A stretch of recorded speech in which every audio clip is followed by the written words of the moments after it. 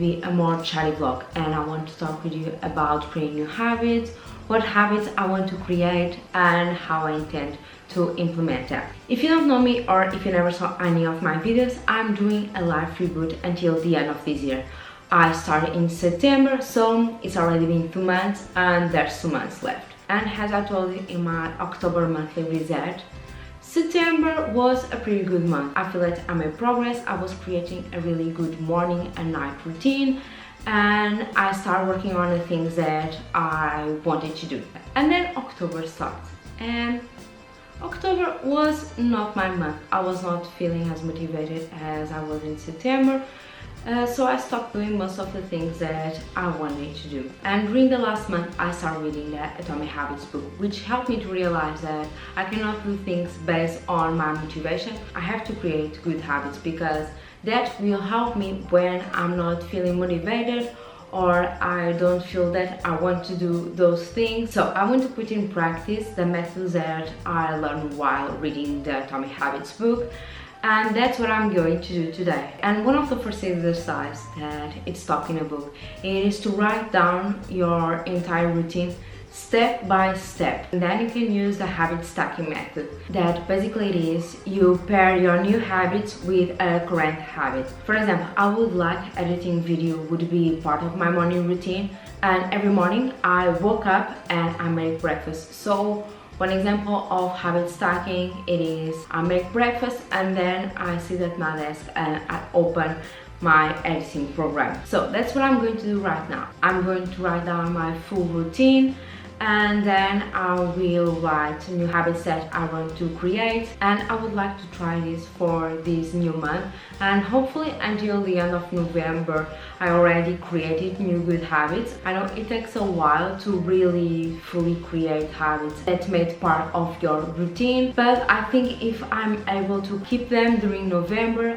I think there's a bigger chance that I can keep them in my routine.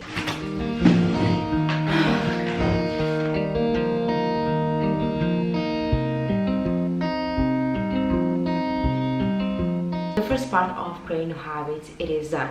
Tomorrow I'm going to vlog and I'm going to try to follow this new routine using the habit stacking method, and tomorrow I'm also going to try other different methods of creating new habits, which I will talk to you later, but some of them it is habit tracking, habit intention, and also environment self. It seems that it is a lot of different methods, but each one has its purpose.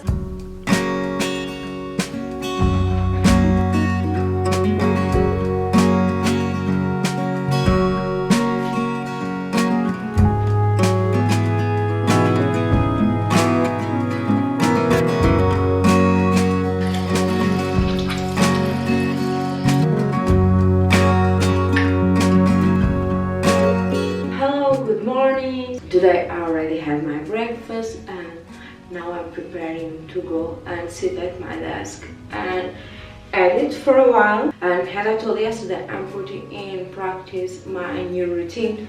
However, I changed the routine a little bit, because the routine that I wrote down was a very productive routine since the moment that I woke up. And today when I woke up, I understand that I'm not the best morning person. I feel that I really need a slow morning. So I feel that I have to adjust a little bit my morning routine so I can have a slow morning, but also a productive morning. The battery light was flashing, so I need to change the battery.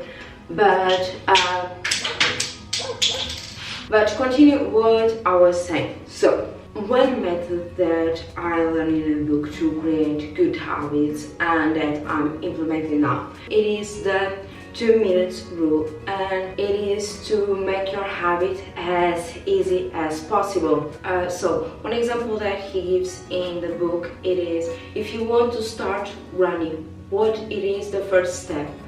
Putting your running shoes. So instead of your habit being running 10 minutes every single day, it should be putting your running shoes every single day. So basically your habit should not take more than 2 minutes, and your habit should not feel like a challenge. The action that follows it can be challenging, An example that he gives of putting your running shoes, it is a getaway habit that will lead you to a more productive path. So if you put your running shoes, it is more probable that you go for a running after it. So in my case, the habit that I want to have, it is to record TikToks in the morning, which means in my case, when I get up, instead of coming downstairs and make my breakfast, what I want to do is I wake up, I pick up my tripod and my camera, and I come downstairs. And this is really easy. It's not a hard thing to remember, and it is a really easy habit. It is easier to pick up my tripod and my camera than to immediately think I have to record a video. And in this way, if I already bring my tripod and my camera to the kitchen while I'm making breakfast, I will probably record a TikTok, because I already start that habit. Even though I can wake up in a very bad mood and I don't want to do it, since I already start the habit, it is easier to continue it.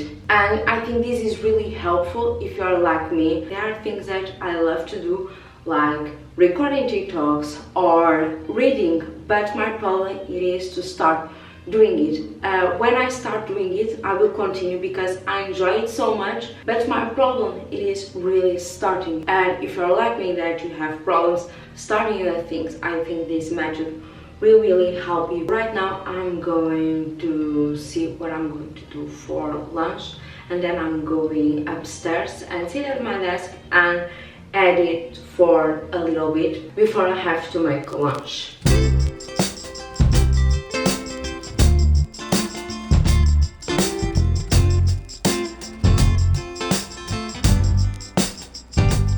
It is the afternoon and I already lunch.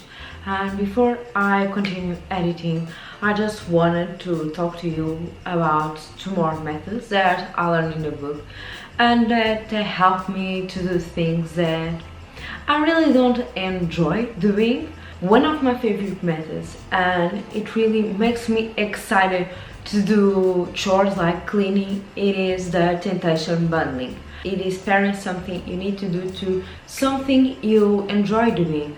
For example, I love listening to comedy podcasts, so every time that I'm cleaning or I'm tidying up my room or even cooking, I'm always listening to a comedy podcast. And another thing that I'm also trying to start to do, and I feel like this exercise I have to do more consciously, it is, instead of saying I have to, for example, clean the dishes, I have to tidy up my room, saying I get to do these things. And this little change of words from have to get, it is supposed to help you to change also your mindset, because you're seeing this as an obligation that you have to, you start seeing this as something that you get to do because you have the opportunity to do it. And I think that changing these 2 words will not only help me to create good habits, but also has to practice gratitude. So now I'm going to keep editing and I will talk with you later, probably in the afternoon. I don't know if today I'm going to work out. I probably should go for a run today.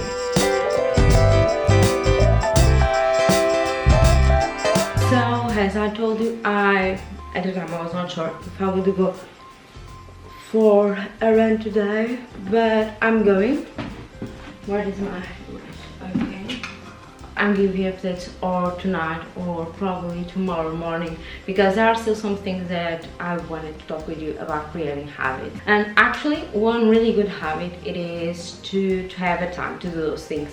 In this case, I feel that I'm more accountable to go for a run because I'm paying this monthly fee. Also because I have a schedule to do.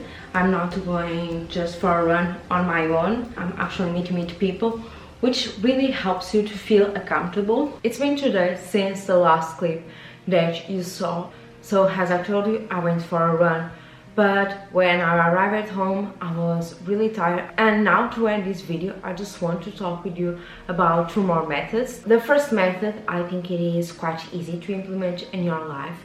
and the author called this one environment itself, which means design your environment for your success, which you can translate into making your habit obvious. For example, if I want to start reading more, and I know I will probably reading when I get into bed, instead I have my book stored in a place I know I'm not going to see it. I'm going to put in the top of my bedside table, so every time I get into bed I know I'm going to see it, and if I see it, the chance of me reading is higher. This method, the environment itself, is not only about making everything obvious, it's also about the environment that you are in can trigger a habit, even if it's a good or a bad one. That's why it is easier to build new habits when you are in a new environment.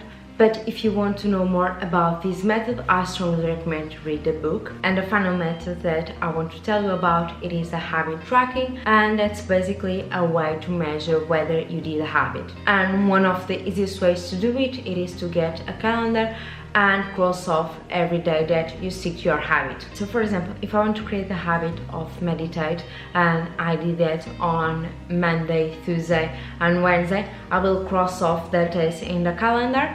And this method has some pros and cons, and one of the advantage it is that you're making your habit very visual, so every time that you do it you can cross it, which can motivate you because you can see your progress. But the cons of this method, it is that it forces you into two habits: the habit you're trying to build and the habit of tracking it, which sometimes can feel like a burden, or as in my case, most of the time I forget to tracking it. But if you want to use this method, you should make it as automated as possible. And with all this said, I'm going to finish my video in here.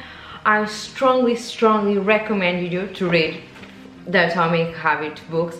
It is a great book, I really love it, and I think this is one of those books that it is really good to read once every year or once in 2 years, maybe in January, since it's one of the months when people are trying to create new habits. I hope you enjoyed this video and maybe help you to create new habits. Thank you so much for watching, and I will see you in my next one. Bye!